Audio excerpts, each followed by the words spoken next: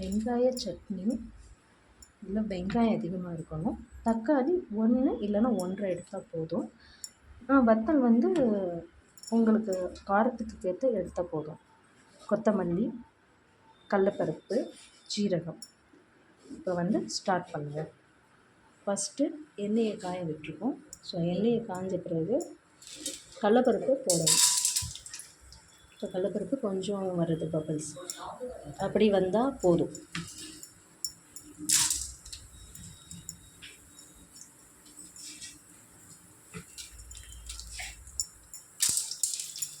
இதுக்கப்புறம் என்ன பண்ணணும்னா ஜீரகத்தை போடணும். ஏன்னா ஜீரகத்தை போட்டோம்னா கருகிடும்.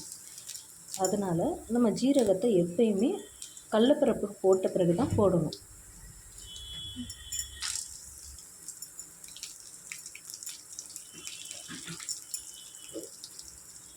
இதுக்கப்புறம் எப்பயுமே ஸ்லோ ஃப்ளேமில் தான் இருக்கணும்.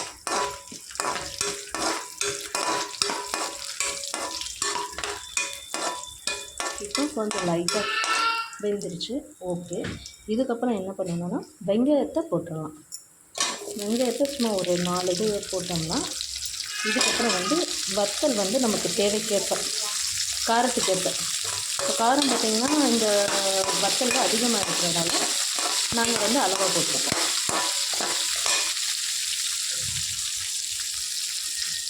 இது வெங்காயம் வந்து சின்ன வெங்காயம் உடம்புக்கு நல்லது. அப்படிங்கிறப்போ நம்ம வந்து வெங்காயத்தை வந்து சேர்க்குறது ரொம்ப ரொம்ப நல்லது. வெங்காய சட்னிக்கு வெங்காயம் தான் அதிகமாக இருக்கும். இப்போ கொஞ்சம் ஃப்ளேம் வந்து அதிகமாக்கலாம்.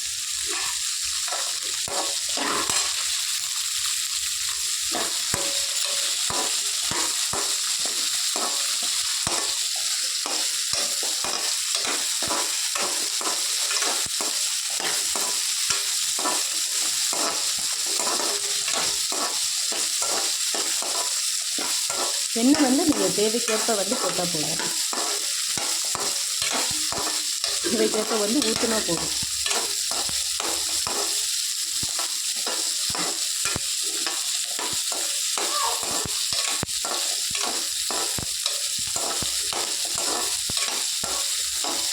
இதை நல்லா லைட் வதக்கணும். அப்போ தான் வந்து டேஸ்ட்டாக இருக்கும் வெங்காய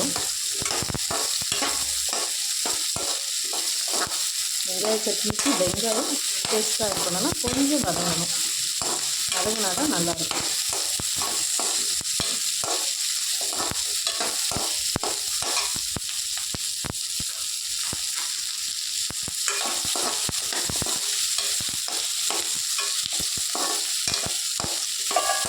நம்ம முழுசாக போட்டால் அது ஒரு டேஸ்ட்டு தனியான்னு சொல்கிறாங்க. ஸோ அதனால் கட் பண்ணாமல் முழுசாகவே போட்டுருக்கோம். கடலப்பருப்பு கருக விடக்கூடாது. கருகுனா டேஸ்ட்டு மாறிடும். என்ன பண்ணலாம்னா தக்காளியை வந்து போட்டுடலாம்.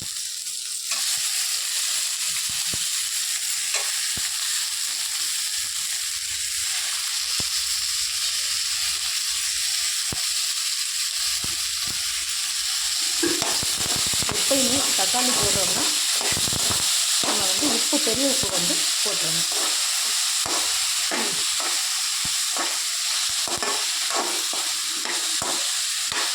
இந்த முடங்கு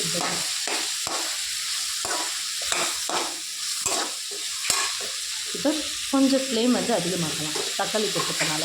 அப்போ தான் நல்லா வதங்கி வரும். அந்த நேரத்தில் உப்பு வந்து நம்ம தேவைக்கு ஏற்ப உப்பை போட்டுக்கலாம். கொஞ்சம் கடலப்பருப்பு போட்டுக்கனால உப்பு வந்து தாராளமாக கொஞ்சம் லைட்டாக போட்டுக்கலாம்.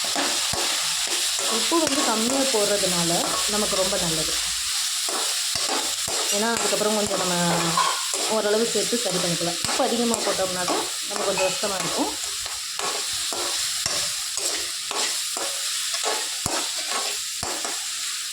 உப்பு அதிகமாக அதனால் கொஞ்சம் நல்லா வதங்கட்டும்.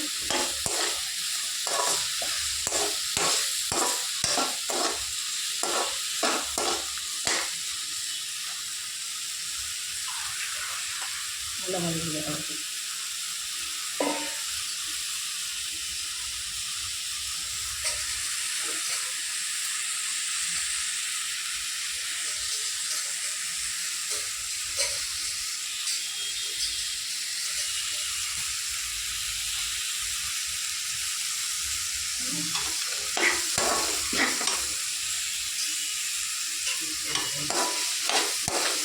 பாருங்கள், நல்லா கொஞ்சம் வதங்கி வருது.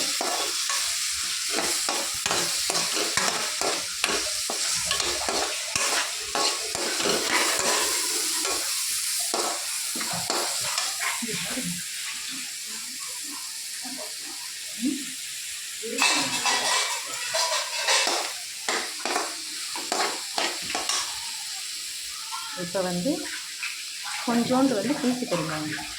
பீசி பெருங்காயம் எதுக்குன்னா வயிறுக்கு வந்து ரொம்ப நல்லது. கொஞ்சம் நம்ம இவ்வளோ போட்டால் போதும். அவ்வளோதான்.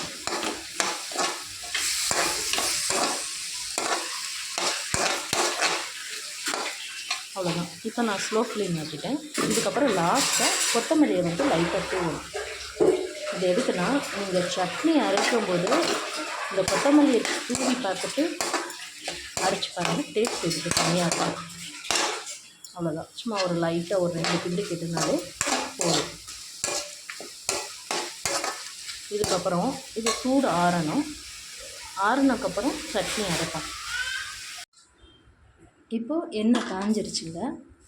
இப்போ எண்ணெய் காஞ்சனால நம்ம கடுகு உளுந்து இது போட்டால் கொஞ்சம் போட்டால் போதும். இது போக வந்து கருவேப்பிலை இது போட்டால் போதும். அதுக்கப்புறம் வந்து நம்ம அரைச்சி வச்சுருக்கோம்ல இந்த வெங்காய சட்னி, இதை வந்து நம்ம வந்து ஊற்றிடுவோம். அவ்வளோதான். நம்ம வந்து தேவைக்கேற்ப தண்ணியை ஊற்றினா போதும். தேவைக்கேற்ப தண்ணி வந்து எவ்வளோ ஊற்றணுமோ அதை நமக்கு உங்களுக்கு வந்து எப்படி சொல்கிறது, தண்ணியாக வேணும்னாலும் தண்ணியாக ஊற்றிக்கோங்க. இல்லை கொஞ்சம் கெட்டியாக இருந்தாலே போதும்னாலும் அதுவே போதும். இப்போ நாங்கள் வந்து தண்ணியாகவே போதும், இந்த அளவில் போதும் அப்படின்னு சொல்லுவோம். ஏன்னா இப்போ கடலைப்பருப்பு போட்டிருக்கனால கொஞ்சம் வந்து எப்பயுமே கொதிக்க விடணும். அப்போ தான் நல்லாயிருக்கும்.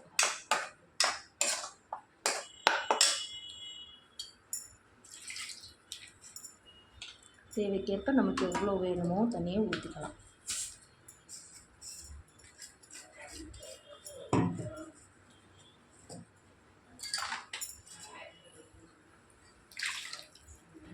மிக்ஸியில் இருக்கிற தண்ணியை ஊற்றியாச்சு.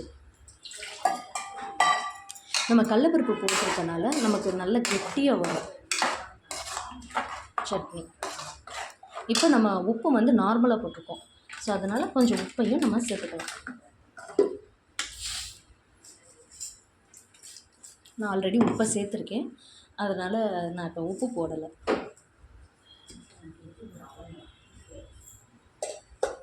இப்போ வந்து ஒரு கொதி வந்தால் போதும். இதுக்கு சுவையான வெங்காய சட்னி ரெடி. இந்த மாதிரி உங்கள் வீட்டில் செஞ்சு பாருங்கள். குழந்தைங்களுக்கும் பெரியவங்களுக்கும் நல்லாயிருக்கும், ருசியாக இருக்கும், டேஸ்ட்டாகவும் இருக்கும். கொதிக்கு வரணும்.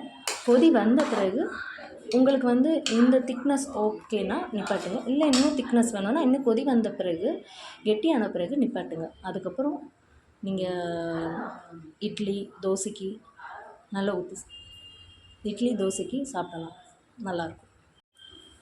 பார்த்தீங்களா, இந்த கொதி வரும்போது நம்ம ஸ்டாப் பண்ணிக்கலாம். உங்களுக்கு இன்னும் திக்னஸ் வேணும்னாலும் இன்னும் நீங்கள் வெயிட் பண்ணி ஸ்டாப் பண்ணிக்கலாம்.